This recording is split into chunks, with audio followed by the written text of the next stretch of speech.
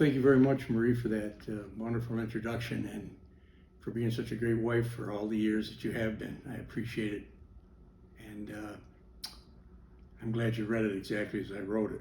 So it means a lot to me. I also want to start by obviously thanking the committee for this wonderful award. I never dreamed it would happen. And it means a great deal when you've played sports to be recognized. And it's an honor that I'll cherish for the rest of my life, I can assure you that. I also want to make a special note of thanks to Ted Novak for making this possible.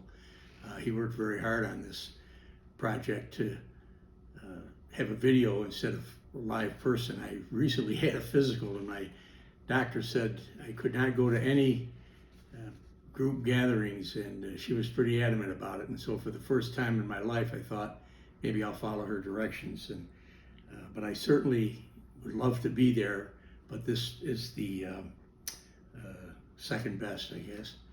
I've had some time to think about what it means to be inducted into this hall. I know probably all, or close to all of those who've come before me and know that they were very deserving, and it's a great group to be a part of, to be sure. But one thing that occurred to me is when I reflect on the names of those who've gone before me, they probably anticipated as they were growing up that they would excel in sports and someday end up in the Hall of Fame as they have. That wasn't the case with me.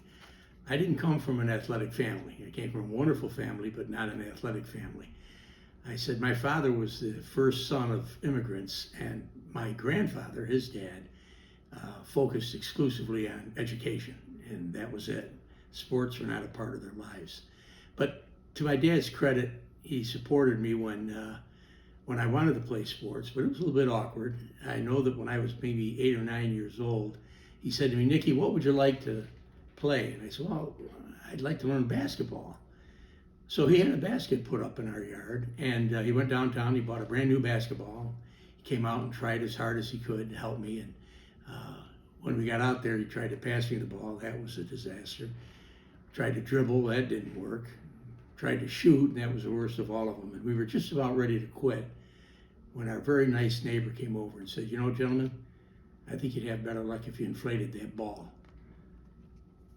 Well, we did, and it worked, and now I'm a member of the Hall of Fame. So all's well that ends well. I have to acknowledge, believe me or not, a number of people, and I want to use my time to do just that, or I wouldn't be standing here making this speech. Again, the committee meant so much when I got that call. For those of you who've gotten the call, you know what I'm talking about. My family, my son Paul, my daughter Ann, my son Matthew, and his soon-to-be wife, Edie, my daughter Ellen and her wonderful husband Sam, my great new buddy for life, Thaddeus, Annie's little boy, and my new sweetheart for life, Sloan, which Sam and Ellen's new baby.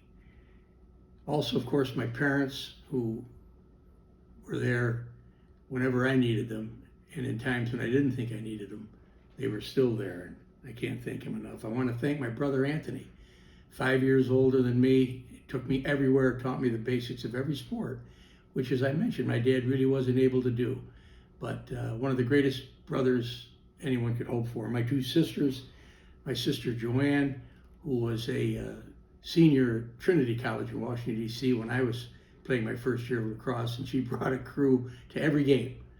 And it's a memory I'll live with forever and have. I always had my own cheering section. And then my baby sister, Carol, who all through school, when she was following me in my high school career, if I won, she'd say to me when I got out, "You were the best one there." If I lost, she'd say, "You were the best one there." I said, so she was a cheerleader and still the cutest girl I think I've ever seen. So I thank all of my siblings for being there for me. Believe me, it means a lot. I also want to thank Mr. David Ferrara for submitting my name and nomination. David, many thanks. Or again, I wouldn't be here if it wasn't for you. And then two of my lifelong friends, Mr. Bradford Jones and Mr. Anthony Petrosha, for submitting letters of recommendation on my behalf. And a special aside thank you to Tony for agreeing to provide his own stamp, which Brad wouldn't do. come on, Brad, you knew I was going to take a hit at you at some point, but to you gentlemen, I thank you very much. Now, as I get towards the end of my time, and I know it's coming, and I mean as far as this talk, I want to take advantage of my situation here. At my age, chances of me being able to speak in front of a group in Seneca Falls is probably slim and none. So I'm going to seize the moment, and I appreciate your accommodating me by allowing me to do this. I want to congratulate all of the nominees that eventually became inductees here this evening. I know all of you, I'm pretty sure, at some level. But I want to take a moment to thank Mr. Tony Ferrara and for recognition that my humble opinion is long overdue. But even though this is Tony's day, and I don't want to take away from it at all, I want to add his brothers, David and Michael, to that. I said, the three Ferrara brothers, when the heavy lifting has to be done in Seneca Falls, they're the men you go to. I said, these fellas lost their dad when they were young men, leaving their mother with not one, not two, but three infants to raise, all boys. And that saintly woman did it. And she created three successful men who have been pillars in the community. And I think it's a long time that has gone by without them being recognized. And when the book of Seneca Falls is finally written, if they're not in the first chapter, put the book down. So it's been great to have you fellas as friends and citizens. And again, to you, Tony, congratulations. And finally, the two people that couldn't be here tonight that I would be remiss if I didn't mention them. My basketball running mate, Dick Alessio, who was probably the smoothest ball handler of anybody I ever played with, and also Vinny Giglio. They were great friends and great athletes. And we always have this discussion about who the best athletes were, but I don't know if Vinny Giglio was the best basketball player that ever played here, but he certainly was the most exciting in my opinion. So I thank you very much. I know that my time is up and I'm probably over a little bit. Rod wanted me to sing the alma mater, but I'm not going to be able to. I'll just say goodbye and thank all of you, and God bless you. Thank you.